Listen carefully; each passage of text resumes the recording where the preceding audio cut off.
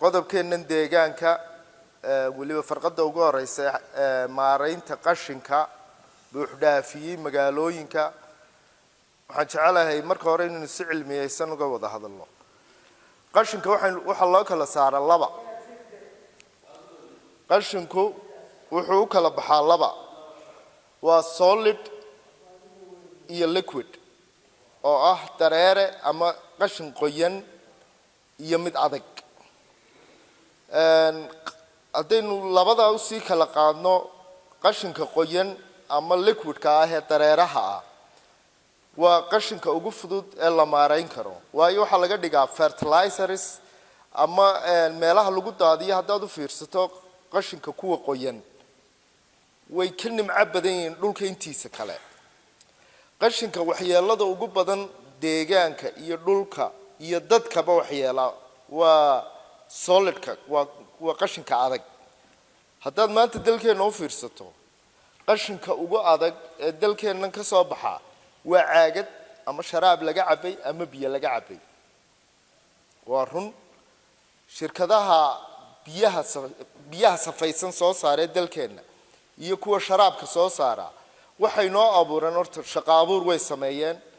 wax badan oo dibadda inooga iman jiray maanta inoogama yimaadeen iyaga inoo soo saara haddana waxyeeladeedii baa dhinac socota waxyeelada dhinac socota waxa weeye waa caagadii ay soo saareen sharaabka laga cabay ama biyaha laga cabay oo meel walba taala caagadaas markay dhulka gasho biyaha roobka ee cirka ka yimaada dhulka ma galaan caagadaa ka qabata inay dhulka galaan oo nabaad soo saaraan ugu yaraan 30 sano ama 40 sanadood halka caagadaas ku aasantay geedna kama soo baxo dogna kama soo baxo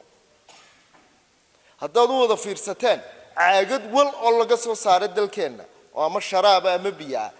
laba calaamadood baa dhinaca kaga qoran labada calaamadood waxa weeye in loogu talagalay horta caagada in lagu rido dustbin ama meel loogu talagalay in qashinka lagu tuuro iyo in ay ku sawirantay recycle macnaheedu waxa weeye dib baa loo isticmaali karaa inta la dhalaaliyo maanta ma hayno shirkad caagadahan wadanka jooga inta soo qaadato dib u dhalaasa haddana dib u iibisa haddaba sidee loo maareyn karaya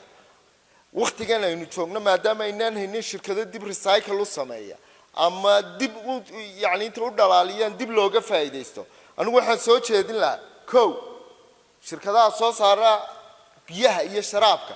in cashuur laga qaado cashuurtaana aanin dadweynaha dib u saarin maanta qiimaha siinayaan un ay siiyaan laakiin cashuur ku filan laga qaado oo qashinka lagu maareeyo waayo waxyeelada 40 sanadood oo dambe ay geysanayaan ayaa ka xun waxa laga qaadayo taasaan anigu soo jeedinaya oo waliba dawladda shicibka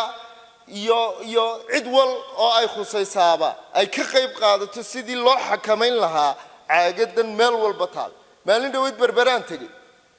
xeebta batalaalaan tagay ilaahay baan ku dhaartay caagada taalay boqolaal kun oo tan ka badan iska daa meel kale waa badda dhinaceedii boqolaal kun oo tan oo caagada ag yaalay waxaynu u baahannahay inaynu shirkadaheennii waa kuwii dalkeenna wax ka soo saarayay